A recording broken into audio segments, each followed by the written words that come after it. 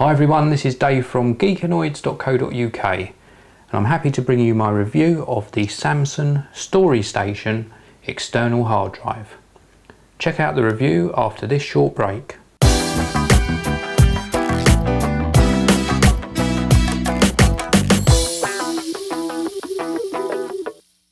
Welcome back. Let's take a look at what you get inside the packaging. Now you get a 3-pin UK plug, and on the other end of this adapter is the figure of 8 connection. So if you're in a different country, you would simply use a different one of these cables. And the drive itself is packaged very nicely. This is the drive itself, so we'll take a closer look at that in a short while. We've also got a European 2-pin plug, again with that figure 8 adapter on the other end. You get power adapter, and this is a multi-voltage 100 to 240 volt adapter. And then obviously this part of the connector goes into the drive itself. They also supply you with a USB cable and then a quick start guide for the drive.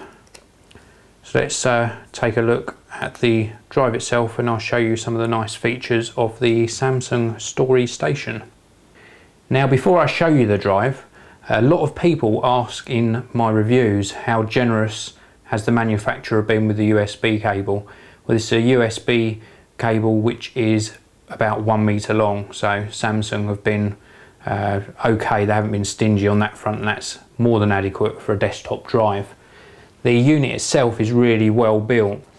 On the front of the unit here we actually have a physical on-off switch, which is a rotating knob on the front of the unit, and around the side we've just got 2 screws which secure this metal top onto the unit, and this helps dissipate some of the heat away from the hard drive. On the bottom of the unit we've just got some more ventilation here, and around the back we've got yet more ventilation. We've got that single USB 2 connection and also the connection for the power supply. Now, this 1.5 terabyte version actually has Samsung's Eco Green F2 hard drive in it. It's a SATA hard drive with 32 meg of cache, and it is a really good performer. I've been using 2 of these over the last 3 weeks for my video production work, and it's been very fast, very reliable. It doesn't generate a lot of heat, and I've been impressed with the performance. Now, I just wanted to plug in the drive just to show you one of the little extras that Samsung have given you. When you switch on the drive, it actually produces a light out of the bottom of the unit. Now, this light increases in intensity as you turn the knob on the front. It's only a gimmick, but it's a nice little feature they've added, and as I say, when you finish with the drive you can unmount it off your desktop and then physically turn the drive off. I just wanted to bring you a tip for if you're a Mac user out there and you go ahead and purchase one of these Samsung Story hard drives. Samsung actually ship them out in MS-DOS format, as you can see here, and they also have a partition map scheme of master boot record. The natural thing for a Mac user to do when they first get a new hard drive is to dive into Disk Utility, select the drive on the left hand panel here, click the Erase tab, change the volume format to macOS Extended Journal, and then click Erase. If you do this, it won't actually format the disk. You'll get a disk erase failed message come up like so. So what we need to do for this very first format is go across to the partition tab.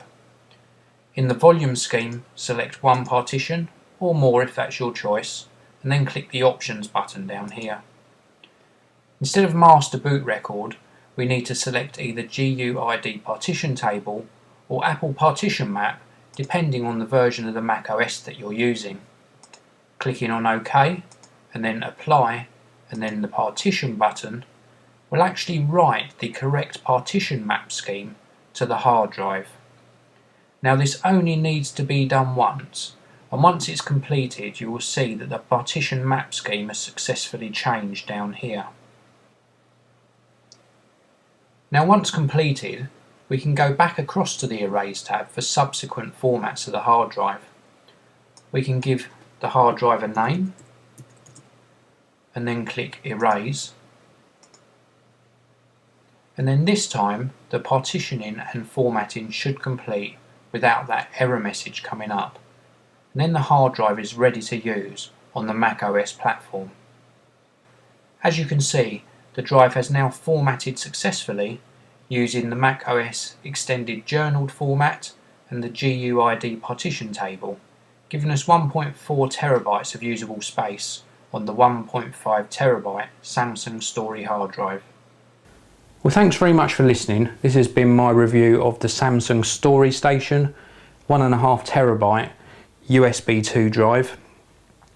You can pick up this unit for under £100 at the moment. Now for 1.5 terabytes of storage space, I think that is fantastic value for money. I've been very impressed with the performance, and I don't mind spending £100 if I'm getting that amount of data in a unit that's built very nicely. 2-year warranty on the drive as well, so I give it a good thumbs up.